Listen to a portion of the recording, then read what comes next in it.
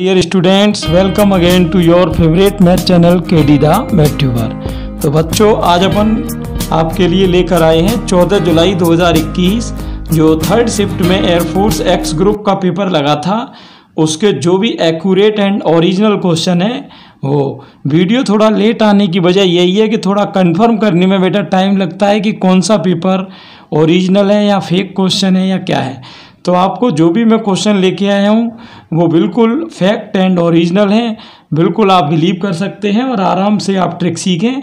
और इससे पहले मैंने 2011 से लेके 2021 तक के एक्स और वाई ग्रुप के पूरे पेपर मैंने एक प्लेलिस्ट में डाले हुए हैं, तो आप वो सारे पेपर प्लेलिस्ट से देख सकते हैं।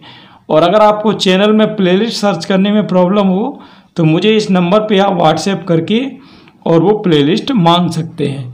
ठीक बच्चों, चलिए तो आज के क्वेश्चन क्या हैं एक्स ग्रुप के वो देखते हैं अपन, और ट्रिक भी सीखेंगे और प्रीवियस क्वेश्चन भी देखेंगे। तो ये कह रहा है जी ऑफ एक्स और एफ ऑफ एक्स, ये दो फंक्शन दिए हुए हैं और इसमें जी ऑफ एफ पूछा था। अब कुछ बच्चे इसमें कह रहे हैं कि सर एफ ऑफ जी पूछा था, तो मैं दोनों ही करा दे रहा हूँ, कोई प्रॉब्लम नहीं है। देखो ये संयुक्त फलन का क्वेश्चन है, दोनों ही संयुक्त फलन यानी कंपोजिट फंक्शन है। कौन से फंक्शन है बेटा? ये कंपोजिट फंक्शन है, संयुक्त फलन है। अब ये कैसे करते हैं देखिए, G of F, G of F का मतलब होता है जी ऑफ एफ एक्स। तो जी ऑफ एफ एक्स की वैल्यू कितनी है? X plus 5। तो यहाँ एक्स प्लस 5 को अपन जी वाले में एक्स की जगह रख देंगे, है ना। चलिए जी वाले में एक्स की जगह क्या रख दो? X plus 5। तो क्या हो जाएगा? एक्स प्लस 5 का होल स्क्वायर। आप चाहो तो होल स्क्वायर खोल सकते हो, वरना कोई ज़्यादा ज़रूरत है नहीं, है ना। चलिए फॉग एक्स को देख लेते हैं। फॉग एक्स को देखेंगे तो कैसे, इसको हम लिख सकते हैं एफ ऑफ जी एक्स। तो एफ ऑफ जी एक्स कितना है? देखिए जी एक्स ये है एक्स स्क्वायर। अब इस एक्स स्क्वायर को अपन एफ के अंदर ले जाएंगे, एफ का मतलब इस एफ वाले फंक्शन में। तो एक्स की जगह क्या रख दो? X square. तो ये आपका एक्स स्क्वायर प्लस 5 हो गया। तो यहाँ पर ये समझने की ज़रूरत है, आपने देखा गॉफ का आंसर अलग आया और फॉग का आंसर अलग आया, है ना। तो दोनों बिल्कुल अलग अलग आ रहे हैं। तो अलग अलग आने का मतलब यही है कि बिल्कुल बेटा अपने को इसमें ये देखने की ज़रूरत है कि किस तरह का क्वेश्चन पूछ रहा है, क्योंकि दोनों के आंसर अलग अलग आते हैं। अगला देखते हैं क्या कह रहा है। नेक्स्ट क्वेश्चन बच्चों, सेकंड और थर्ड आपके सामने है, ठीक है। ये आपका ट्रिग्नोमेट्री का हो गया, ये इनवर्स का हो गया। देखते हैं इसमें क्या है। ऐसा क्वेश्चन कभी भी आए बच्चों, ज़्यादा अपने को घबराने की ज़रूरत है नहीं। आप कोई वैल्यू भी रख सकते हो, जैसे थीटा मान लो 45 रख दो, है ना। ये तो जो आंसर आएगा वो क्लियर हो जाएगा। चलिए देखते हैं।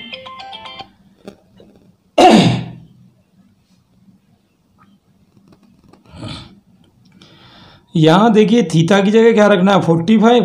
तो ये हो जाएगा tan 45 प्लस कोट 360 में से ये 45 जाएगा, बचेगा 315। यहाँ आपका हो जाएगा कोट 45 और ये भी बेटा 90 प्लस 15 135। आपको पता है tan 45 की वैल्यू 1 होती है और कोट 315 की वैल्यू बेटा होती है -1। जो अपन क्या क्या सिस्टम है इसमें, है ना। तो आपने देखा tan 15 की वैल्यू 1 है, कोट 315 की -1 है, कोट 45 की बच्चों +1 होती है और कोट 135 की -। तो आप देख सकते हो ये आपस में हो रहे हैं कैंसिल और आंसर आ रहा है बच्चों 0। चलिए नेक्स्ट देख लेते हैं। इनवर्स का क्वेश्चन आ गया बच्चों। tan inverse y upon x minus tan inverse x minus y upon 1 plus x y. देखिए इसमें करना क्या है बच्चों, इसमें आप एक काम करो, जैसे ये y अपॉन एक्स है तो ये y अपॉन एक्स है, तो इसको भी y अपॉन एक्स की फॉर्म में बदलने के लिए आप x से भाग दो।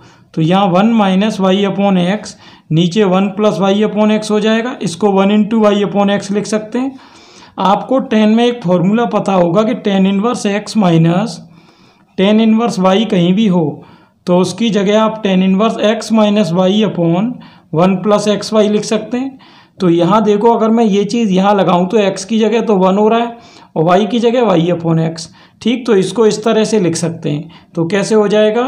Ten inverse Y upon x minus tan inverse और 1 minus tan inverse Y upon x. ठीक है ना। अब माइनस आप अंदर ले जाओ तो टेन इनवर्स, ये देखना माइनस ले जाने से क्या होगा, माइनस ले जाने से देखो माइनस अंदर ले जाओगे तो tan inverse Y upon x तो आपका ये चल रहा है बच्चों, और माइनस ये 110 में π/4 की वैल्यू है, और ये माइनस माइनस हो गया आपका प्लस, है ना, प्लस का tan inverse Y upon x. तो इसको आप टेन इनवर्स और टेन इनवर्स लिख सकते हो 2 tan inverse Y upon x minus π/4। Clear. आगे नेक्स्ट क्वेश्चन देखते हैं। 1/√4 माइनस एक्स स्क्वायर की सर इसमें क्या होगा। इसमें बेटा ये होगा कि 1/√a² माइनस एक्स स्क्वायर का इंटीग्रेशन कभी भी पूछा हो तो ये अपना होता है sine inverse X upon A. सही है ना। तो चलिए इसी से स्टार्ट कर लो। तो रूट में 4 किसका स्क्वायर है, 2 का, 4 तो 2 का स्क्वायर है, और 1/√a² माइनस एक्स स्क्वायर करेंगे तो ये आपका हो जाएगा साइन इनवर्स एक्स अपॉन ए की जगह क्या है 2। ये आपका आंसर आ गया है ना इस तरह से। चलिए अगला देख लेते हैं बच्चों। अगला क्या है, देखो इसको एक काम करो, आई मान लो ये डेफिनिट इंटीग्रेशन की प्रॉपर्टी का क्वेश्चन है। देखो √10x को अगर साइन अपॉन कॉस लोगे तो कॉस एलसीएम में ऊपर पहुंचेगा और नीचे कॉस क्रॉस गुणा भी होगा। तो ये पोजीशन बच्चों कुछ इस तरह से सेट हो जाएगी। अब आप एक काम करो कि इसमें x की जगह आप π/2 माइनस एक्स रख दो, है ना। ये प्रॉपर्टी है डेफिनिट इंटीग्रल की, निश्चित समाकलन की, तो वहाँ से आप बिल्कुल सीख सकते हो, कोई प्रॉब्लम नहीं है ना। इंटीग्रेशन के देखो सारे वीडियो मैंने A to Z बना रखे हैं, सभी की प्लेलिस्ट दी हुई हैं। एक भी क्वेश्चन एक भी वीडियो का ऐसा नहीं है जिसकी प्लेलिस्ट नहीं हो। प्लेलिस्ट में आप सर्च कर लेना इंटीग्रेशन की, और आपको नहीं मिले तो मुझे इस नंबर पे व्हाट्सएप कर देना, मैं आपको प्लेलिस्ट सेंड कर दूंगा। लेकिन टॉपिक जरूर लिखना बेटा कि किस टॉपिक की आपको प्लेलिस्ट चाहिए, है ना। चलिए तो x की जगह π/2 माइनस एक्स यहाँ रखना है, तो 0 to π/2। यहाँ पर देखिए अपन क्या रखेंगे, ये है cos 90 माइनस एक्स रखोगे तो ये sin x हो जाएगा। नीचे भी आपको पता है कि cos 90 माइनस एक्स को sin x और sin 90 माइनस एक्स को cos x लिख सकते हैं। ये पोजीशन हो गई, है ना। तो अगर इसको और इसको हम ऐड करें तो ऐड करके देखते हैं कि क्या कंडीशन बनेगी यहाँ पर ऐड करके। तो i एंड i क्या हो जाएगा 2i, और 0 to π/2। यहाँ पर आप ये देखो ये और ये किस में आ जाएंगे एलसीएम में, तो ये तो आपका चल रहा है √sin x plus √cos x, और ऊपर इसको और इसको ऐड कर लो तो ये क्या है √sin x और ये √cos x। तो इनको आप कर लोगे ऐड, तो आप देखोगे बच्चों कि ये तो कैंसिल हो रहे हैं, तो 2i इक्वल इधर बना रहा, 1 की लिमिट हो रही π/2, तो ये क्रॉस मल्टीप्लाई जब आप करोगे तो π/4 हो जाएगा। हमेशा एक चीज़ ध्यान रखना, इस तरीके के जो भी क्वेश्चन होते हैं, चाहे ऊपर cos हो चाहे tan हो चाहे और कुछ हो, इनकी ट्रिक π/4 ही होती है। तो इसे आप डायरेक्ट भी याद करके रख सकते हो। आगे अगला क्वेश्चन देखिए, ये कह रहा है a और b आपको दो वेक्टर दिए हैं और इनका मापांक कह रहा है बराबर है, लैम्डा की वैल्यू लानी थी। कोई दिक्कत नहीं बेटा, मॉड्यूलस निकाल लो। इसका मॉड्यूलस आप जानते हो क्या आएगा, √3 का 9, 2 का 4, 3 का 9। इसका मॉड्यूलस क्या आएगा 7 का 49, 1 का 1 और लैम्डा स्क्वायर। रूट से रूट गई, 9 और 4 13, 13 और 9 क्या हो गया 22, और 49 और 1 50 हो गया। ठीक, ये 50 उधर जाएगा, माइनस का हो जाएगा, माइनस के 28 हो गए, और स्क्वायर हटाएंगे तो यहाँ रूट के अंदर आपकी माइनस आ जाएगी, और रूट के अंदर माइनस होनी नहीं चाहिए, इसलिए यहाँ पर लैम्डा डज नॉट एग्जिस्ट, यानी लैम्डा विद्यमान नहीं है। मुझे लग रहा है बच्चे ने जो मुझे डेटा भेजा है उस डेटा में कोई प्रॉब्लम है ना, या फिर कोई और चीज़ पूछी होगी, या ऐसा भी हो सकता है कि परपेंडिकुलर पूछा हो, क्योंकि 1-2 शिफ्ट में इसके परपेंडिकुलर के क्वेश्चन भी आए हैं। जैसे मॉड ए और मॉड बी ना दी गए, ये दे रखा हो कि A vector is perpendicular to B vector. तो अगर ऐसा क्वेश्चन हो तो आप ए और बी को लंबवत कर देना।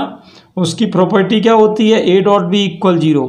मुझे भी ज़्यादातर चांस इसी के लग रहे हैं, क्योंकि परपेंडिकुलर के क्वेश्चन 12 और 13 तारीख को भी पूछे गए हैं। a डॉट बी यानी इन दोनों का डॉट प्रोडक्ट बेटा कैसे होगा, 3 सत्ते 21 2 का 1 में 2 और 3 का माइनस लेमडा में -3 लेमडा। अब 21 और 2 23 -3 लेमडा, ये उधर हो जाएगा लेमडा इक्वल 23/3।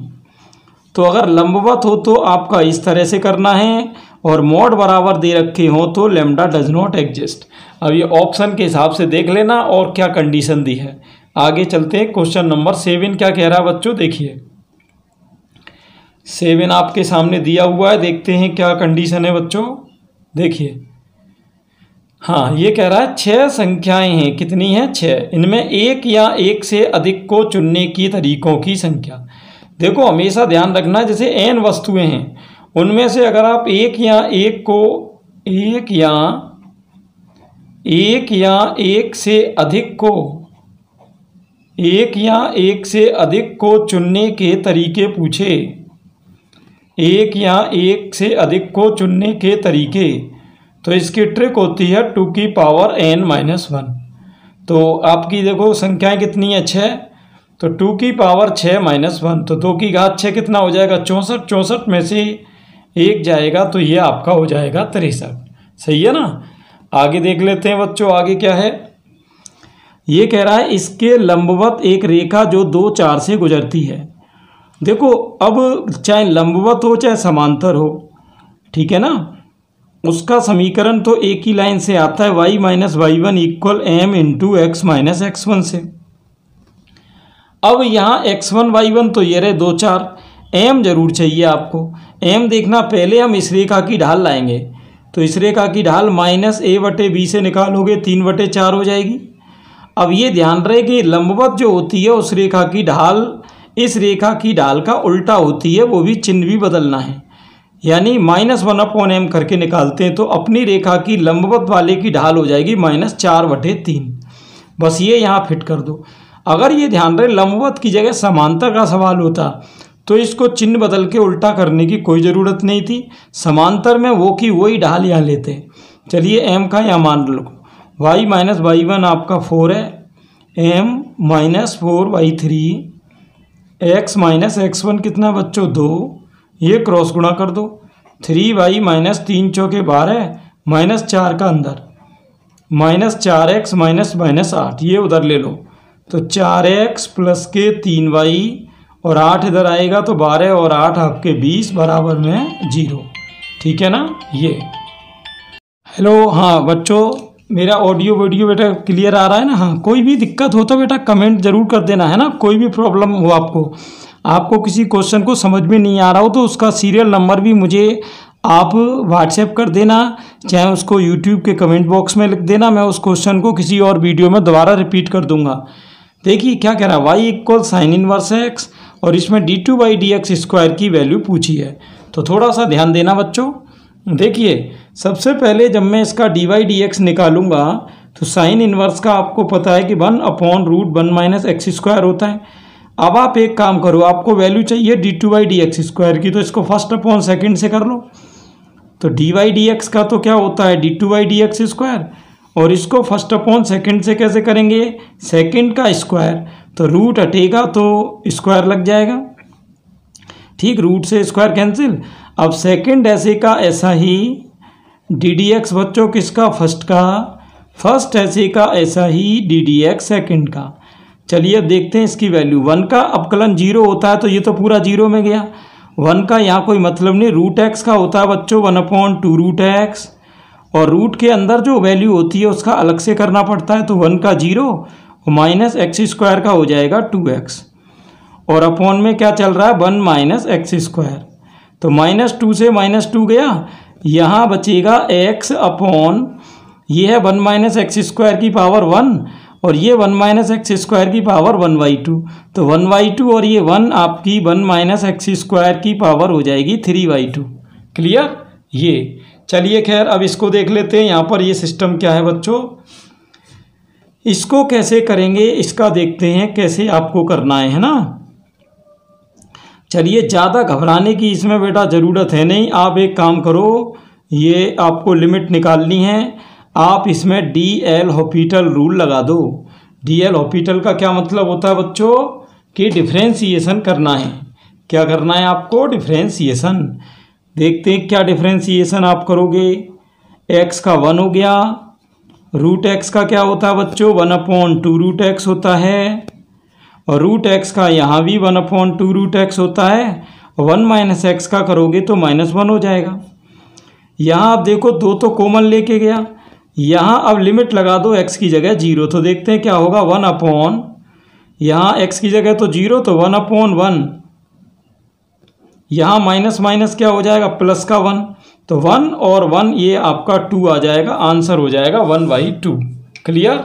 चलिए बिना टाइम वेस्ट किए आगे अगला क्वेश्चन देखते हैं बेटा। ये आपको थर्ड शिफ्ट में देखिए क्या पूछा गया था। ए की वैल्यू 3 है और ए एन यानी nth टर्म 729 है, आर की पावर n-1 पूछी। आर को देखते ही आप समझ गए होंगे कि ये जीपी गुणोत्तर श्रेणी है, और गुणोत्तर श्रेणी में ए एन यानी nवें पद का फॉर्मूला a इंटू आर की पावर n-1 होता है।